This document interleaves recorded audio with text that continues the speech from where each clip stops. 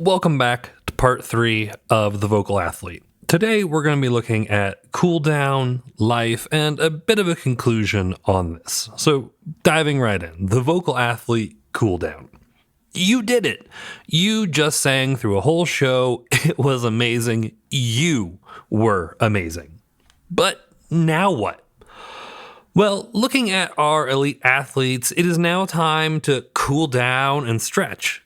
The verdict is still out on this one. Some research is suggesting that a cool down routine can help alleviate vocal fatigue, tension, and swelling the next day. Conversely, if you're young, fit, and singing with good technique, you likely are not experiencing these symptoms.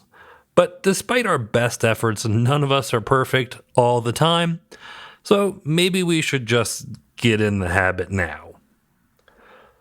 A good vocal cool down is going to be short and easy. Our goal is to phonate gently and help relieve any residual tension you may be experiencing. Think a raised larynx, false fold constriction, or, you've been shouting. I would recommend starting with some descending octave scales, starting medium-high pitch level and moving down, switching to 5-tone descending scales, and finally doing a few sirens, all of this at a very, very low intensity. All in all, your cooldown should only take about 5 minutes. Moving on to the vocal athlete life. A quick disclaimer, as we look at life, the life of a vocal athlete, there is some general advice in here. I, however, am not a medical professional, so please consult with your doctor before making any radical changes to your exercise, diet, or lifestyle. The life of a vocal athlete is important. As we talked about way back in part 1, nearly every aspect of life will affect how your voice responds to what you think you want it to do, what you ask it to do, and again, everything except the alignment of the planets is going to affect this. Because of this, we need to be aware of how our lives help or hurt our abilities. Starting at the top, sleep and hydration. Sleep, yes, sleep. As you know, you need a good night's sleep every night to keep your body and your mind in tip-top shape. No surprises there. Minimize distractions and keep a sleep schedule to maximize the benefits.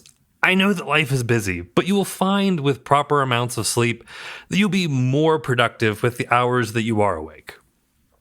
The other big one, hydration is key for vocal flexibility and avoiding injury. Just do it. Drink water.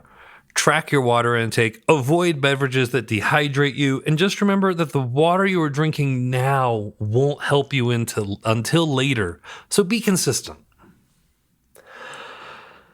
As we move on, diet can be a real problem for performers. We tend to work horrid hours and are around a lot of alcohol and fried foods, or, we're just eating in our cars between rehearsals. Your instrument is quite literally a part of you, and you are what you eat. Make a plan, and try hard to stick to it, but you can still enjoy it in moderation. Depending on what genres you perform, exercise is more or less essential.